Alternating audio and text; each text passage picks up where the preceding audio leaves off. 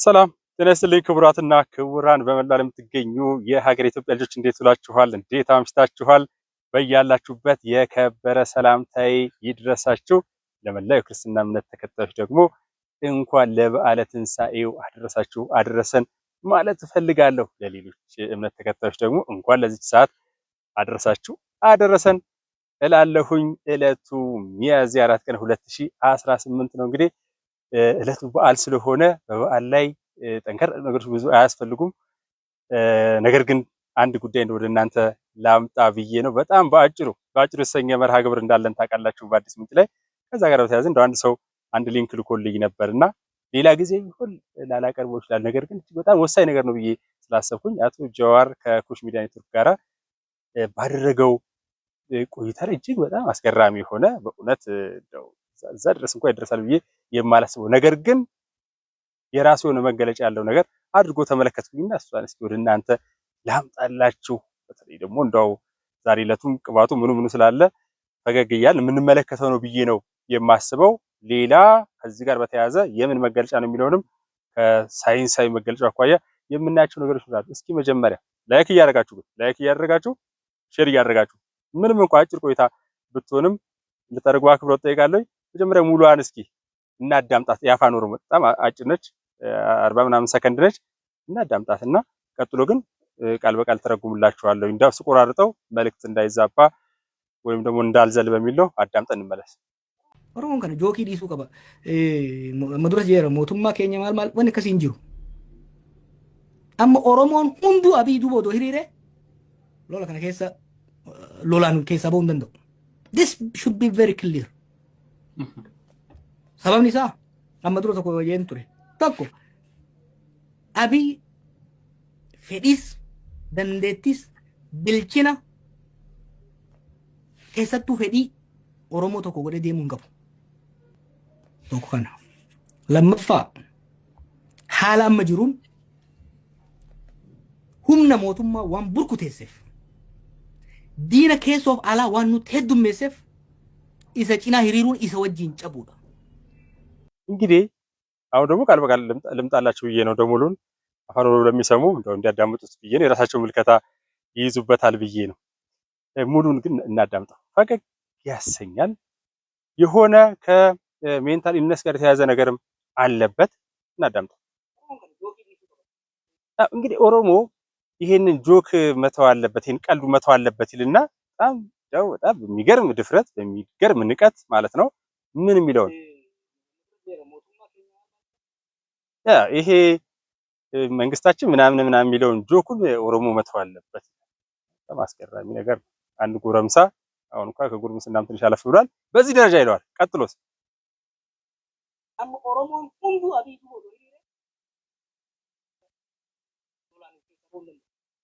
አሁን ሁሉም ኦሮሞ ከአብይ ጎን ቢቆም አጋርነቱን ቢያሳይ አሁን ካለው ግጭት ሊወጣ አይችልም ይላል።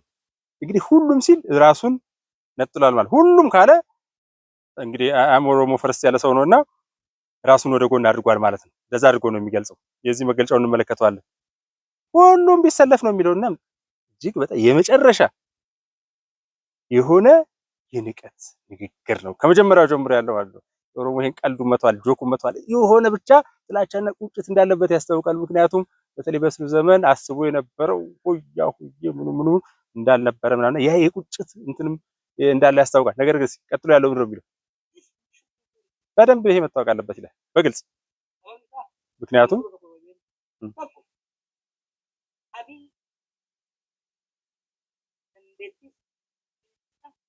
እንግዲህ ለምንድን ነው ይሄ አብይ ችሎታም የለውም እውቀትም የለውም ፍላጎትም የለውም ይልና በተለይ ደግሞ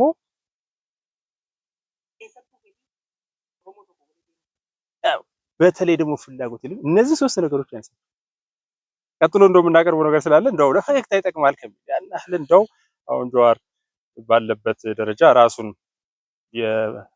የወንዝ ላይ ኩበት አድርጎ ብዙ የሚነሳ አይደለም። ግን ያው እንግዲህ ከበዓሉ ጋር በተያያዘ እናንጣው ተብሎ ነው የፖለቲካ መጸል ሊባል ይችላል።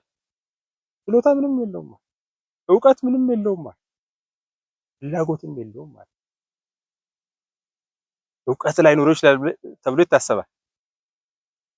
እውቀትና ችሎታ ይለያያሉ። ኖሌጅ ክህሎት እንደዚሁ ራሱን የቻለ ነገር ነው። ቀጥሎ ደግሞ ፍላጎት ፌዲ ፍላጎትም የለም። እንዴት የሁሉ ነገር ሊያጣ ይችላል? የሚመራውን ህዝብ በተመለከተ እነዚህ ሶስት ነገሮች ያነሳቸው። በሌላ አባባል ምንድነው እሱ ሁሉም ኦሮሞ አብሮት ቢሰለፍ አሁን ካለው እንግዲህ እነሱ አጣብቂኝ ችግር ነው የሚሏቸው ነገሮች አሉና ሊያወጣች እኔ ከሌለሁ ነው። ምክንያቱም ካልኩሌተሩን የሰራሁት እኔ ነኝ የሚለው መግለጫ ስላለ ማለት። ቀጥሎ ልጅ በጣም የገረመኝ ነገር ለማስፈራራት ይሞክራል። የምትሰለፉ ከሆነ ደግሞ አብራችሁ ተሰባብራታላችሁ ይላል። ሁለተኛ አሁን ባለው ሁኔታ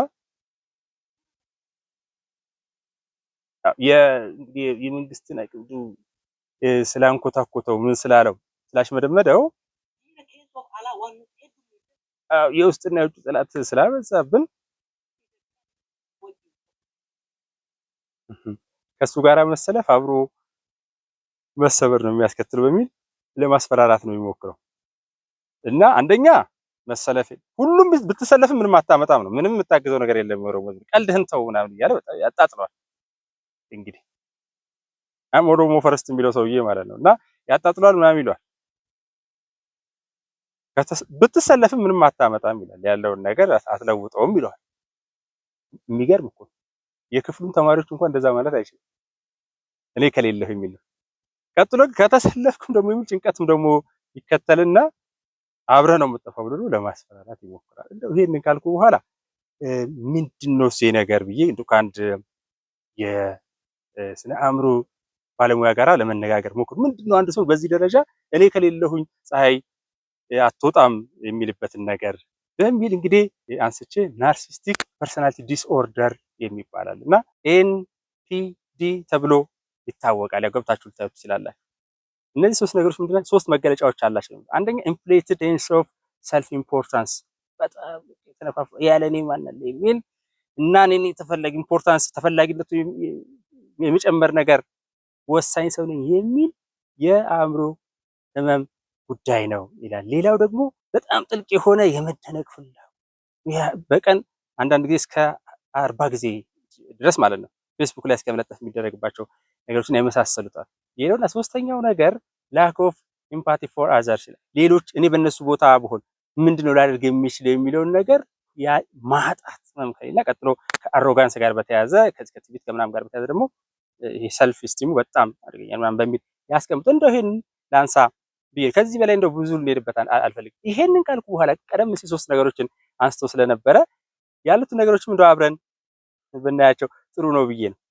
ችሎታ የለውም፣ እውቀት የለውም፣ ፍላጎት የለውም እያለ አሁን ካለቀለት በኋላ እጅ ወደ ላይ ካደረገ በኋላ ከባህር የወጣ አሳ ከሆነ በኋላ የሚለው ጀዋር መሐመድ ምን ብሎ ነበረ ስለ ጠቅላይ ሚኒስትር አብይ የሚለው እናዳም እሱ አላቅርብላችሁ።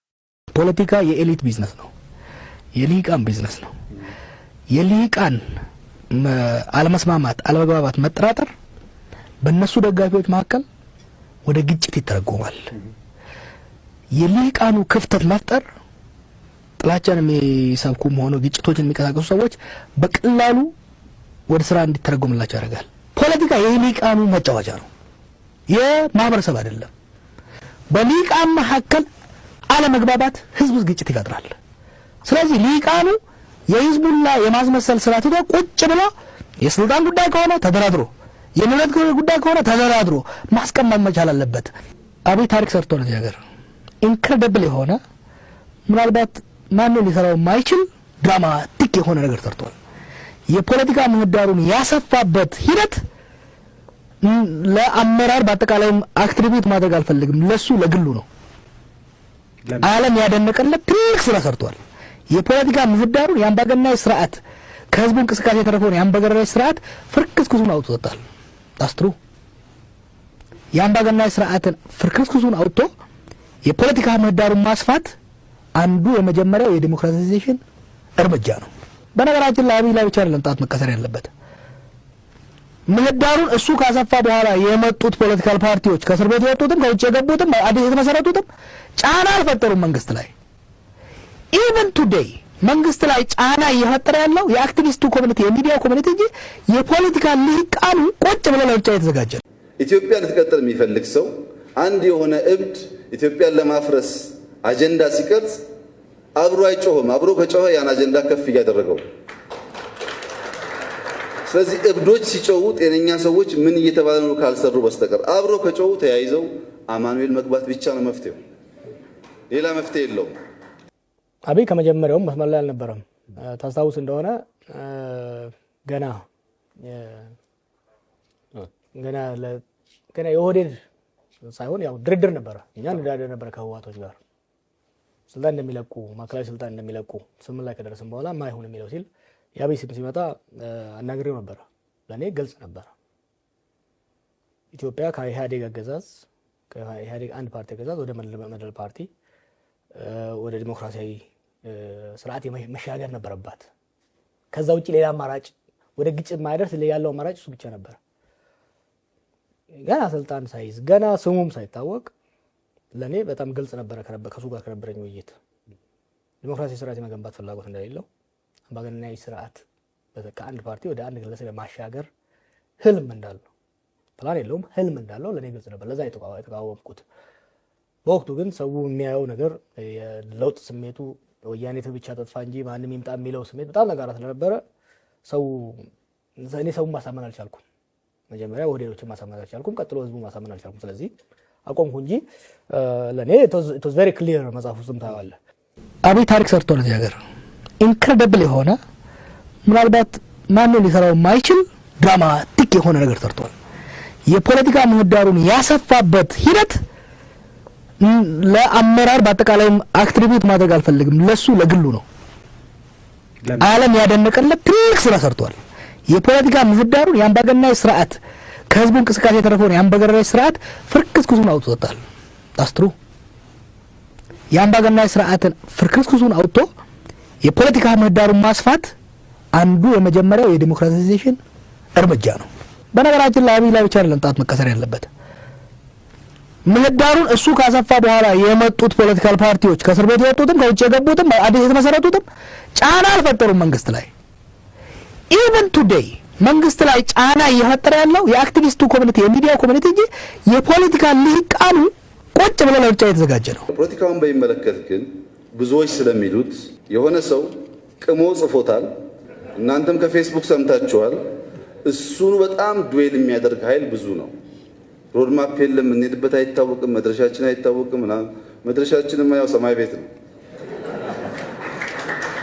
ለማጅሩን ተሪ ፓርቲ ላይ ሙርሚቱ ሲያሳ ቱረኒ ኢብሰባሱ መለ ሶቺ መይረዩም ጅረኒ ኤደኒ ቄቁ አተከው ገና ፓርቲ ሙርሚቱ ተማደ ዴቪን ከተሪ እስማ ወልቀፍ ሲስተም ሚኒስትር ሙሚ አብይ ገራንጎቴ ሮድፈኒ መልቲ ፓርቲ ዲሞክራሲን አከባበለቱ አካ ኡቱበም ደደዴቢ አንዱ በታቱራኒ ሱም ቦደ ኬስ አከታን ጅሬ አርጋት ጅራ ገሮካ ፓርቲ ሙርሚቱ ኤሰ ጅርቱስን ሶቺን ኬስን ማል ረጅራ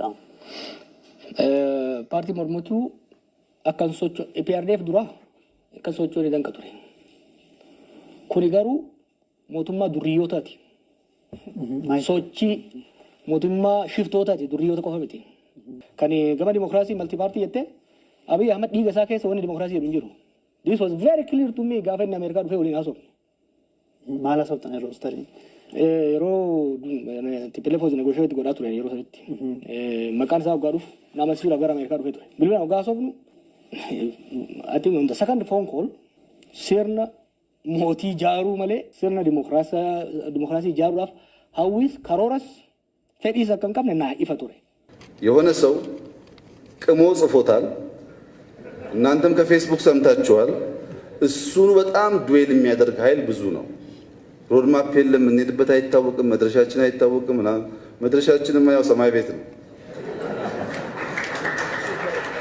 ግን ፖለቲካል ስብራቶቻችን ምንድናቸው የሚለውን ማየት ጥሩ ነው። ኢትዮጵያ ውስጥ ከፍተኛ የፖለቲካ ስብራቶች አሉ፣ በብዙ የሚገለጹ ሜጀር ተብለው ቢነሱ ጥሩ የሚሆኑ አንደኛው ህሊና ቢስ መሆን፣ ጭራሽ ማገናዘብ ማስተዋል የሚባል ነገር የሌለበት የራሱ ኪስ የደለበ እንደሆነ ሰው ሞተ አልሞተ እሱ ከተወደሰና ከሰማይ ከነካ ብዙዎች ረገፉ አልረገፉ ደንታ የሌለው አዋቂ የተሰባሰበበት ህሊና የሌለው ስብስብ የበዛበት ነው አንዱ ስብራት። ማመዛዘን የሚባል አማራ ሆኖ የኦሮሞ ቁስል የማያይ ኦሮሞ ሆኖ የትግራይን ቁስል የማያይ የራሱን ብቻ የሚያራግብ እንደ ሰው ማሰብ የሚሳል ይህ ህሊና ቢስነት ሕክምና ይፈልጋል። ሁለተኛው ልግመኝነት ነው። ሰው የሚጠይቀውን ዲማንድ የሚያደርገውን ሩብ ደሊቨር አያደርግም፣ አይሰራም። ሊስትሮም ይሁን አሳምሮ አይጠርግም፣ ሚኒስተርም ሆኖ አሳምሮ አይሰራም። ግን ይጠይቃል። ዲማንዱ ብዙ ነው። አሁን በጋዜጠኝነት በሶሻል ሚዲያ በብዙ አንስታችኋል። ማን ነው የሚያደርገው? እሱ ልግመኛ ሆነን የሚጠበቅብንም በተሟላ መንገድ ማድረግ ተስኖን ከኢትዮጵያ የምንጠብቀውን ነገር ለማግኘት የምንሻ ከሆነ ያው እንመኛለን፣ ግን አናገኝም። ዴዲኬትድ መሆን ያስፈልጋል። ሶስተኛ ዋልታ ረገጥነት ነው። ሃይማኖትም ይሁን ብሔርም ይሁን ጫፍ ላይ ካልቆመ ይቆም አይመስለውም። በነገራችን ላይ ኢትዮጵያ ውስጥ ብሔርተኛ ያልሆነ ፖለቲከኛ የለም። ኢትዮጵያ የምትሉ ቅድም ያነሳችሁ በሙሉ ብሔርተኞች ናቸው። በምን ሂሳብ መሰላችሁ? ብሔርተኛ አይደለውም ሲል የራሱን ሰፈር እያወደሰ ያንተን ሰፈር እያቋሸሸ ነው እንጂ የትኛው ነው ኢትዮጵያዊ በኢትዮጵያዊነት በዜግነት የሚያምን ሰው ለምን ትግራይ ያኮረፈች ብሎ ትግራይ ሄዶ እንደዚህ አይነት ፓናል የፈጠረው ማን አለ? እዚህ ሆኖ ድንጋይ የሚወረውረው ለምንድን ነው? ኦሮሞ ውስጥ እንደዛና እንደዚህ የሚባለው ሄጄ ላጥና ያላለ እንዴ? አዲስ አበባዊ ነኝ ወይም ኢትዮጵያዊ ነኝ የሚል ሰው የሌላን ቁስል ለማየት የሚሻ አይደለም። እሱ ኢትዮጵያዊ ነው፣ ሌላው ገንጣይ ነው። እሱ ኢትዮጵያዊ ነው፣ ጥፋት ነው። ይሄ ዋልታ ረገጥ አስተሳሰብ ያው ወደ ነበርነው መወራወር ያስገባ ይሆናል እንጂ አያሻግረንም። ትንሽ ሚዛናዊ መሆን ያስፈልጋል። ብቻ ደግሞ ሳይሆን ዋነኛ ፍላጎታችንን ስትራቴጂክ ዲማንዶቻችንን ይቃረናል። ኢትዮጵያ ልትቀጥል የሚፈልግ ሰው አንድ የሆነ እብድ ኢትዮጵያን ለማፍረስ አጀንዳ ሲቀርጽ አብሮ አይጮህም። አብሮ ከጮኸ ያን አጀንዳ ከፍ እያደረገው። ስለዚህ እብዶች ሲጮሁ ጤነኛ ሰዎች ምን እየተባለ ነው ካልሰሩ በስተቀር አብሮ ከጮሁ ተያይዘው አማኑኤል መግባት ብቻ ነው መፍትሄው። ሌላ መፍትሄ የለውም። ኢትዮጵያ አሁን ባለችበት ሁኔታ ውስጥ እየታየ ያለው ነገር የሚጠበቅ ነው። አሁንም መርዶ እንዳይሆንባችሁ ለሚቀጥሉት ቢያንስ ከ8 እስከ 10 ወር በተደጋጋሚ ብየዋለሁ፣ ይቀጥላል። ይሄ ሁኔታ ይቀጥላል። ቡና መጨረሻ አእምሮ የምንጠጣው መጀመሪያ ተፍለቅልቆ ነው። የመስከን ጊዜ ላይ እስከሚደርስ ድረስ ይቀጥላል። ብዙ ሂሮ ስላለው በዚህ ጉዳይ ማለት ነው። በኋላ ግን እየጠራ እየሰከነ መሄዱ አይቀርም። የሚዲያ ሰዎች በሕግ ከመገዛት ለሙያ ከመገዛት ለህሊና ከመገዛት በላይ የእናንተ የዛሬ በዋዛ ፈዛዛ ስራ ነገ ትውልድ እንደሚያባላ ማሰብ ብትችሉ ደስ ይለኛል። አንደኛው ምንድን ነው? ጋዜጠኝነት የታሪክ ጅማሮ ነው። ንግሥት ሳባ ሰለሞንን ልትጎበኝ እስራኤል ሄደች የሚለው ያን ቀን ዜና ነበረ። ዛሬ ግን ታሪክ ነው። አድዋ ላይ ጀግኖች ኢትዮጵያውያን ከሁሉም ጫፍ ተሰብስበው ኢትዮጵያን ከወራሪ ኃይል ታደጓት የሚለው በዕለቱ ዜና ነበር። ዛሬ ግን ታሪክ ነው። ያን ቀን አድዋ ላይ ኢትዮጵያውያን ሱዳንን ጨምሮ ሶማሊያን ጨምሮ ታደጓት የሚል ዜና ቢኖር ኖሮ ዛሬ ኢትዮጵያውያን መሆን አይችልም። ዜና ስትጽፉ ነገ ታሪክ እንደሚሆን አስባችሁ ካልሆነ ለአሁን ስሜትና ሞራል ከሆነ በኋላ በቀጣይነት ትውልድ ያባላል። ሶሻል ሚዲያን በሚመለከት እና ጀግና ነበር እንዳሉት አሁን ደግሞ እንደናንተ በሐሳብ ሳይሆን በውሸት ፌስቡክ ለመሞት ዝግጁ ነው። በጣም ብዙ ወጣት አለ ሳያጣራ ለመሞት። መሞት ምን ችግር አለ ኢትዮጵያ ውስጥ? እሱም ብቻ እንደ መስፈርት መውሰድ ተገቢ አይደለም። ፖለቲከኞች ትናንትናን ስንወቅስም በሚዛኑ መሆን አለበት። ከትናንት መማር ያለብንም በሚዛን መሆን አለበት። ጊዜ ታካኪነት ያልኩት ሐሳብ በዚህ ይወሰድና ሮድማፓችን ፖለቲካን በሚመለከት ቅድም ያነሳዋቸውን ጉዳዮች በመቀነስ እውነተኛ ኤሌክቶራል ዲሞክራሲ ማምጣት፣ አፋዊ ዲሞክራሲ ሳይሆን የተግባር ዲሞክራሲ ማምጣት ኢትዮጵያ ውስጥ ነው። ኢትዮጵያውያን ማወቅ ያለባችሁ ነገር ቤታችንን እያፈረስን በረንዳ ዝናብና ፀሐይ ላይ ሆነን መወያየት ለሁሉም ክሽፈት ነው፣ ውድቀት ነው። በዚህ የሚያሸንፍ ኃይል የለም። ኢትዮጵያ ውስጥ ሐሳቦቻችን እንዲደመጡ፣ ኢትዮጵያ ውስጥ ፍላጎቶቻችን እንዲነገሩ ማድረግ መቻል ሁላችን አሸናፊ ያደርጋል። ከዛ በተቃርኖ የቆመው ማንኛውም ሐሳብ እኔ ካልተደመጥኩ ኢትዮጵያ አታስፈልግም፣ እኔ እንደዚህ ካልሆንኩ ኢትዮጵያ አትሆን የሚለው ሐሳብ የሐሳቡ ባለቤቶችን እንዲሸነፉ የሚያደርግ እንጂ ኢትዮጵያ ለዘላለም ትኖራለች። ይህን ማቆም የሚችል ኃይል የለም። እንደዚህ አይነት የፌስቡክ አርበኝነት ኢትዮጵያን በትክክል ካለማወቅ የሚነሳ ነው። ሁሉም አይዲዮሎጂ ራሻን የሚናገረውን ያክል ቻይናን የሚናገረውን ያክል አሜሪካን የሚናገረውን ያክል ቦረናም እንደሚመስል ዳታ የለውም፣ አያውቀውም። ትግራይ ጫፍ ያለውም እንደሚመስል አያውቀውም። እዚህ ያለው ሎካል ነገር ሳያስብ ከሆነ ቦታ ኮፒ አድርጎ እሱኑ ብቻ በመናገር ለኢትዮጵያ የሚሰራ የሚመስለው ከሆነ ስህተት ነው። ብዙ ፖለቲካ ፓርቲዎች በሚያሳፍር ሁኔታ ራሻ እንዴት ተበተነች፣ የቲቶ መንግስት እንዴት ተበተነ ብሎ ምሁራን ቀጥሮ የሚያስጠናል ኢትዮጵያ ውስጥ። አሁን መፍረስን፣ መውደቅን፣ መክሰርን ታሳቢ አድርጎ ጊዜ የሚያባክን ኃይል አለ። ሐሳቡም ይከስራል፣ እሱም ይከስራል። ኢትዮጵያ በልጆቿ በእውነተኛ ልጆቿ ለዘላለም ትቀጥላለች። አመሰግናለሁ።